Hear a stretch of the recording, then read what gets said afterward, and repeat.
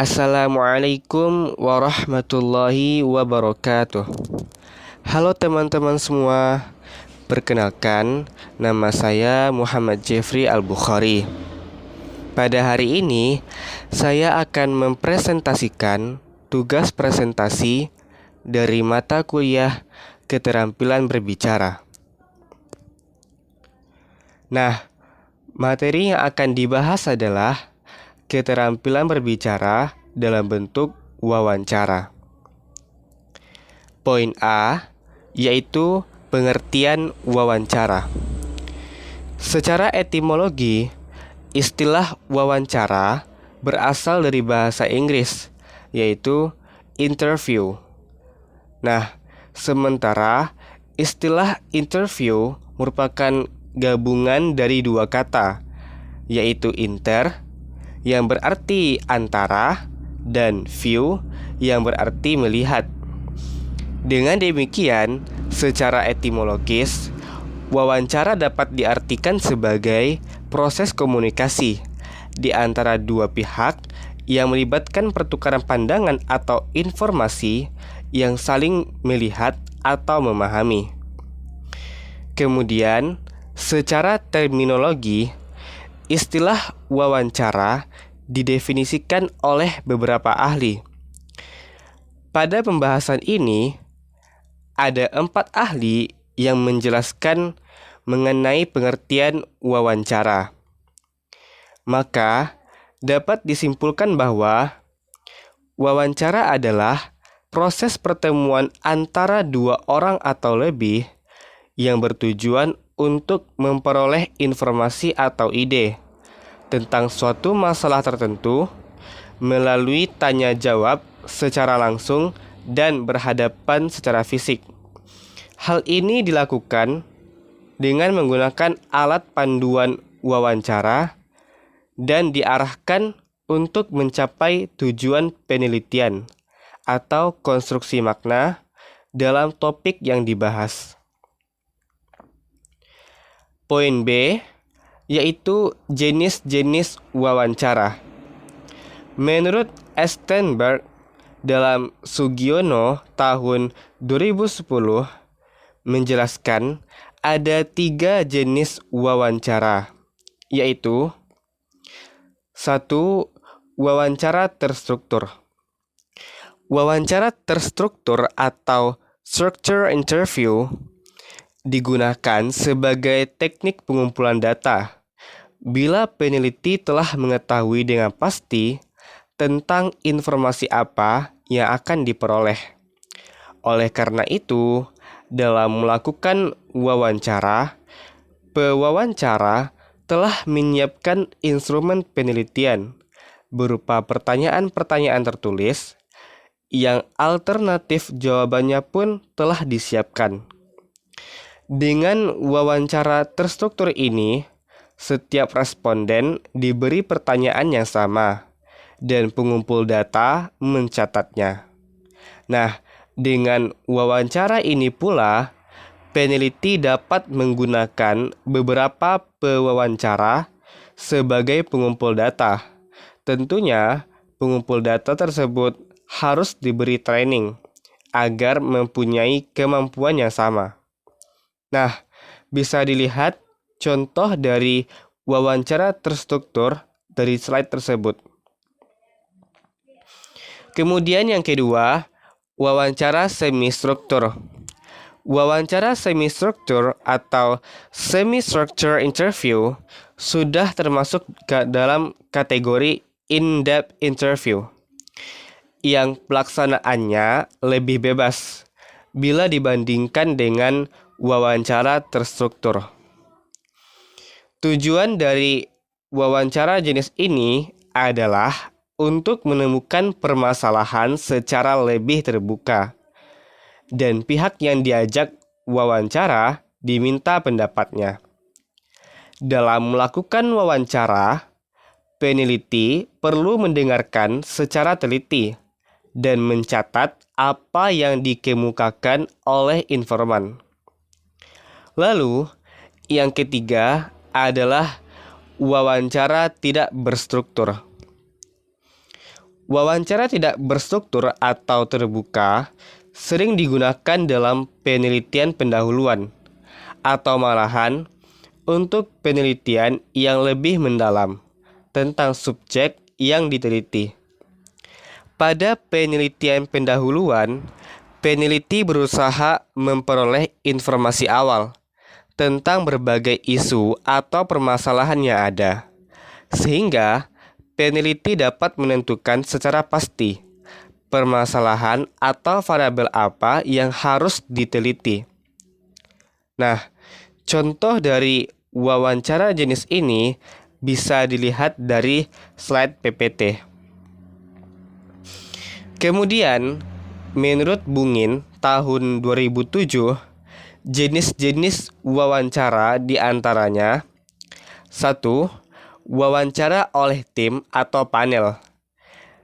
Wawancara ini dilakukan tidak hanya satu orang. Narasumber boleh lebih dari satu orang dengan satu pewawancara atau interviewer. Yang kedua, wawancara tertutup dan wawancara terbuka.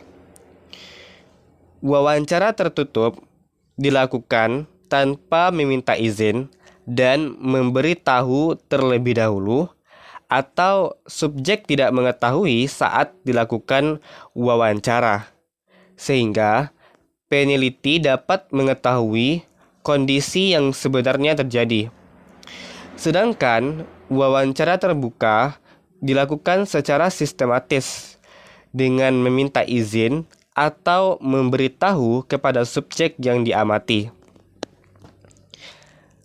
Yang ketiga yaitu wawancara riwayat secara lisan. Nah, wawancara ini dilakukan terhadap orang yang pernah membuat sejarah atau yang memiliki karya, karena tujuan dari wawancara jenis ini adalah untuk mengetahui riwayat hidup, pekerjaan, pergaulan, dan sebagainya. Selain itu, ada juga jenis wawancara lainnya, yaitu wawancara pribadi yang merupakan pendapat dari Lerbin tahun 2007. Nah, wawancara pribadi dapat dilakukan di rumah subjek melalui komputer dan di tempat pembelajaran. Dan wawancara yang dilakukan di tempat pembelanjaan sering disebut dengan wawancara mall intercept. Bisa dilihat dari slide tersebut mengenai contoh wawancara pribadi. Setelah itu, poin C mengenai jenis-jenis pertanyaan dalam wawancara. Nah, menurut Patton dalam Frankel dan Wallen tahun 2008, bahwasanya ada 6 jenis pertanyaan dasar yang dapat ditanyakan. Di antaranya 1. Pertanyaan latar belakang. Pertanyaan latar belakang atau demografis adalah jenis pertanyaan rutin tentang karakteristik latar belakang responden. Di antaranya termasuk pertanyaan tentang pendidikan, jabatan sebelumnya, umur, pendapatan, dan semacamnya. Kedua, pertanyaan pengetahuan. Pertanyaan pengetahuan adalah pertanyaan peneliti untuk menemukan informasi faktual yang dimiliki oleh responden. Pertanyaan pengetahuan tentang suatu sekolah misalnya.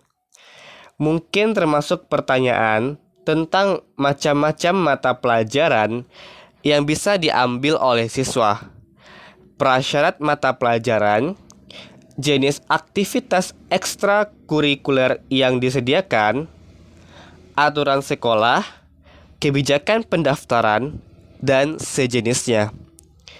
Dari perspektif kualitatif, apa yang ingin peneliti temukan adalah apa yang responden pertimbangkan menjadi informasi faktual. Kemudian, jenis pertanyaan yang ketiga adalah pertanyaan pengalaman. Nah, pertanyaan pengalaman atau perilaku adalah pertanyaan seorang peneliti untuk menemukan apa yang sedang dilakukan responden sekarang atau telah dilakukan di masa lalu. Tujuannya adalah untuk mendeskripsikan pengalaman, perilaku, atau aktivitas yang dapat diamati ataupun tidak. Nah, contoh pertanyaannya bisa dilihat dari halaman slide. Yang keempat yaitu pertanyaan opini. Pertanyaan opini atau nilai adalah pertanyaan peneliti untuk menemukan apa yang dipikirkan orang mengenai beberapa topik atau isu. Jawaban atas pertanyaan tersebut mengacu pada tujuan, kepercayaan, perilaku, atau nilai responden. Yang kelima adalah pertanyaan perasaan. Pertanyaan perasaan adalah pertanyaan seorang peneliti untuk menemukan bagaimana responden merasakan sesuatu. Pertanyaan perasaan diarahkan pada tanggapan emosional orang-orang mengenai pengalaman mereka. Setelah itu adalah pertanyaan sensori. Pertanyaan sensori adalah pertanyaan seorang peneliti untuk menemukan apa yang telah dilihat, didengar, dirasa, dibawi, atau disentuh oleh responden. Selain itu, ada juga jenis pertanyaan lainnya. Yang pertama, jenis pertanyaan terbuka. Jenis pertanyaan ini biasanya diajukan untuk mencairkan kebekuan dalam suatu wawancara dan tidak bermaksud untuk mengorek keterangan yang berkaitan dengan topik wawancara. Lalu yang kedua, jenis pertanyaan langsung. Ketika wawancara berkembang, pertanyaan-pertanyaan dapat menjadi lebih spesifik. Pertanyaan langsung ini berusaha untuk menemukan keadaan atau sifat dari suatu topik. Yang ketiga adalah jenis pertanyaan tertutup. Pertanyaan-pertanyaan langsung biasanya mendahului suatu pertanyaan tertutup yang selangkah lagi masuk ke integrasi. Keempat, jenis pertanyaan menyelidik. Pertanyaan ini seringkali mengikuti pertanyaan langsung dan pertanyaan tertutup, bahkan lebih spesifik. Kelima, jenis pertanyaan bipolar. Pertanyaan ini diajukan untuk mendapat jawaban ya atau tidak tanpa komentar tambahan. Keenam adalah jenis pertanyaan cermin. Setelah seorang wartawan memperoleh pengalaman, ia belajar menghemat-hemat waktu dalam wawancaranya untuk mendapat jawaban atas butir-butir yang telah dicatat dalam pikirannya, tetapi belum direkam. Ini dilakukan dengan menegaskan kembali pertanyaan-pertanyaan terdahulu dan membuat narasumber meninjau kembali pertanyaan sebelumnya. Jawaban biasanya menambah pemahaman wartawan tentang butir-butir permasalahan tertentu. Ketujuh, jenis pertanyaan hipotesis atau sugestif. Menjelang berakhirnya wawancara, wartawan biasanya bertanya kepada narasumber untuk berspekulasi tentang suatu topik atau pokok permasalahan yang sedang hangat. Kemudian poin C, yaitu lembaran bimbingan wawancara. Lembaran bimbingan wawancara adalah dokumen yang berisi panduan atau petunjuk bagi seorang pewawancara untuk melakukan proses wawancara dengan baik. Biasanya, lembaran bimbingan wawancara berisi informasi mengenai tujuan wawancara, pertanyaan yang akan diajukan, teknik wawancara yang digunakan, serta petunjuk umum dalam menghadapi berbagai situasi selama wawancara. Dokumen ini membantu pewawancara untuk mempersiapkan diri dengan menjalankan wawancara dengan efektif dan profesional. Nah, di sini adalah contoh dari lembaran bimbingan wawancara. Dari bagian atas ada tujuan wawancara, yaitu untuk mendapatkan pemahaman mendalam tentang pengalaman dan pandangan responden terkait topik yang dibahas. Lalu, ada petunjuk umum yang poin-poinnya ada sebanyak 6 poin. Setelah itu, ada pertanyaan contoh sebanyak 3 poin. Dan terakhir, ada teknik wawancara sebanyak 3 poin juga. Kemudian, poin yang D adalah praktik wawancara. Nah, dalam menyelenggarakan praktik wawancara, terdapat beberapa tahap yang perlu dilakukan. Tahap pertama yaitu tahap persiapan, meliputi langkah menetapkan variabel yang akan diukur dan membuat pedoman wawancara. Tahap kedua adalah tahap pelaksanaan, meliputi mempersiapkan pedoman wawancara, menetapkan kapan dan di mana wawancara dilaksanakan, menentukan taktik atau strategi wawancara, kode etik wawancara, dan sikap pewawancara. Dan terakhir, tahap ketiga, yaitu analisis hasil, meliputi pengelompokan variabel yang akan ditabulasi, penyekoran jawaban, kesimpulan, dan penginterpretasian. Selain itu, Lincoln dan Guba dalam Sugiono tahun 2010 mengemukakan 7 langkah dalam penggunaan wawancara. Nah, ada 7 poin di slide tersebut. Yang pertama adalah menetapkan kepada siapa wawancara itu dilakukan.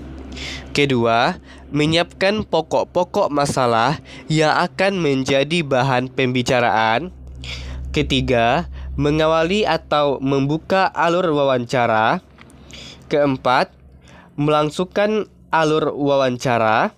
Kelima, mengkonfirmasikan ikhtisar hasil wawancara. Dan mengakhirinya, keenam, menuliskan hasil wawancara ke dalam catatan lapangan. Dan terakhir adalah mengidentifikasi tindak lanjut hasil wawancara yang diperoleh. Baiklah, sekian penjelasan saya pada materi ini. Terlebih dan kurangnya, saya minta maaf. Wassalamualaikum warahmatullahi wabarakatuh.